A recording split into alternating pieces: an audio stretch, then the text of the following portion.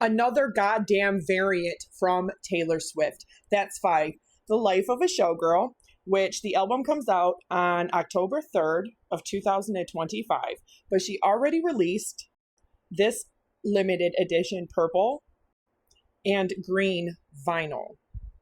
These are collector editions vinyls. Because, like, who just streams or buys CDs anymore? Retro collectors do. That's why she also has this.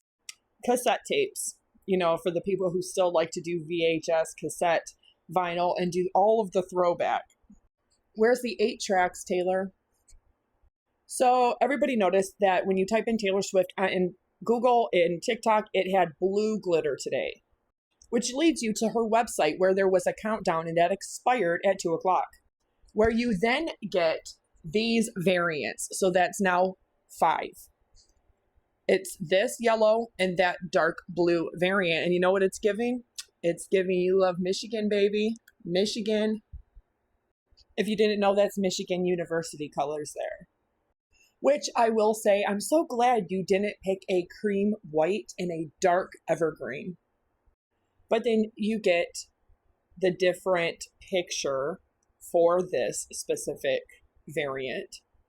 And it's her performing on stage with other people, but of course, the key piece is the yellow.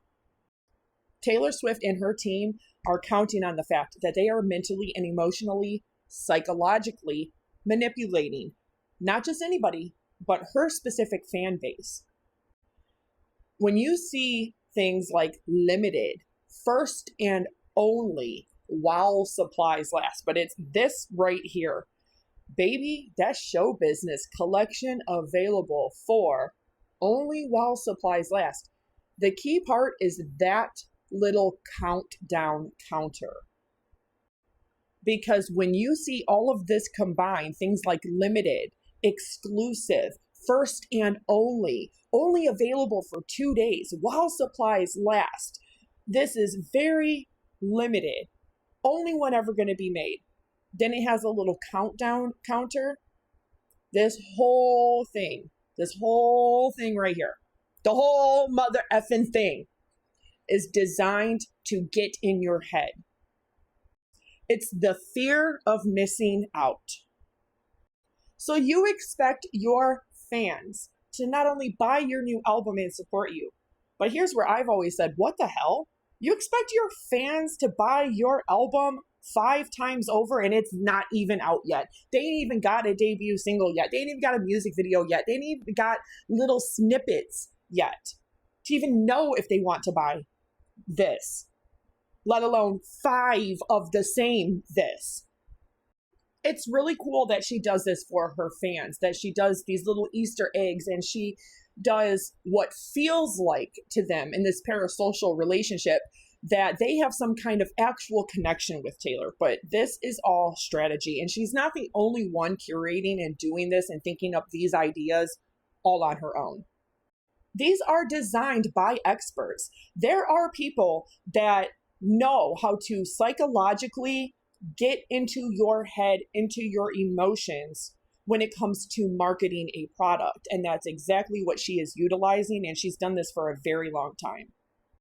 Her fans are always having fun with conspiracy theories, with different variants, different announcements, different albums, different vault songs, all of everything that Swifties do. And a lot of them defend her to absolutely no end. And there's other people that have released albums despite the economy, despite the fact there's not one but multiple different wars going on in the world right now. The fact is that her fan base follows her blindly, and they make the excuse that, well, she's not a billionaire like other billionaires. All billionaires are billionaires are billionaires. Taylor Swift did not become a billionaire because of the Eras tour. She became a billionaire before the Eras tour. She was worth $1.2 billion. That's all of her total assets combined, her net worth. That is how they actually determine and define somebody being a millionaire or a billionaire.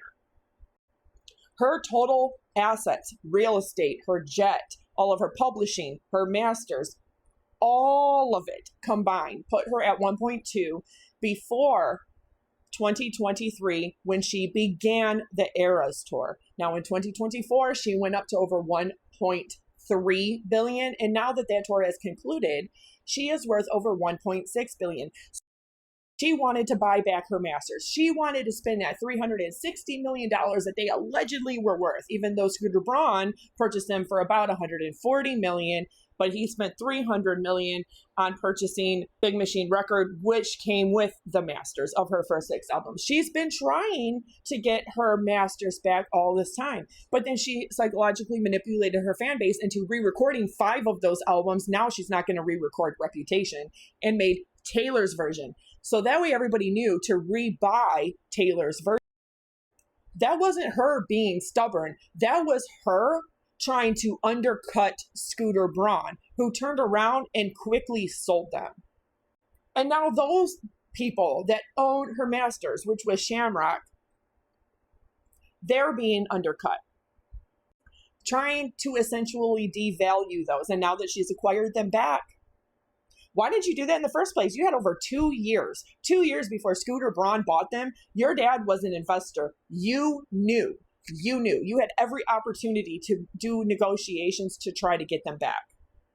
But now that she has them back, she's never going to re-record Reputation, because now she doesn't need to.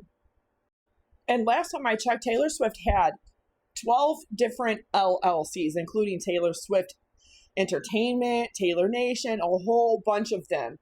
And she has a private jet that was worth over $44 million. She sold her second jet.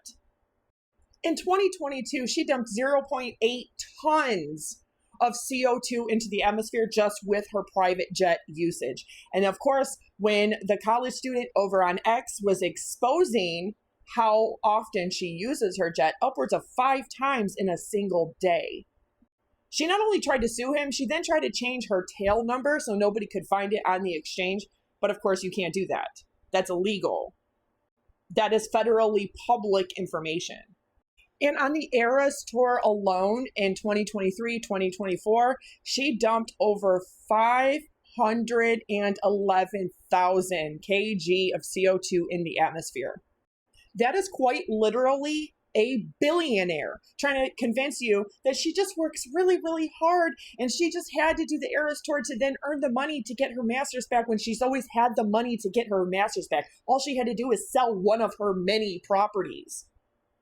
She gets her masters back and now she tells everybody, oh, go ahead and buy any album because I own them all and I'm going to get all of the royalties from all of it. So just go ahead and buy whichever one. Doesn't even matter if it's Taylor's version or the original. Never apologized to Scooter Braun or the death threats that were sent to his babies, because she weaponizes her fan base to do her dirty work for her. Sounds very familiar. Now I understand why Gypsy Rose is so obsessed with Taylor Swift. But the fact is that she is going to go down in history. Her memory and her legacy is going to be in the future when everything falls to shit and the world is struggling just to survive. When global warming, climate change, and emissions just completely ruins not only our atmosphere, but life on planet Earth, they're going to look back at Taylor Swift and say, Taylor Swift who? Because there ain't going to be nobody here to fucking remember her. But up to that point, they're going to remember her for this: being one of the sole contributors and dumping her literal shit, her literal waste right on our heads like we're peasants. And we have the right as a society, as a community, as people, to sit here and demand better of the people who have the connections, the wealth, the money, the power, and the fame. To not only do better, but to be better. Not trying to convince us with $15 million PR machine every single year that you are better, that you're deserving, that you earned it, and that you work really fucking hard. Guess what? Most people work hard. And no, it's not all about Taylor. Until everybody has the ability to work really hard and make enough money to get their breasts and their veneers done, let's not talk about working hard, because she's not even college educated. And it certainly wasn't work ethic that got her to where she's at.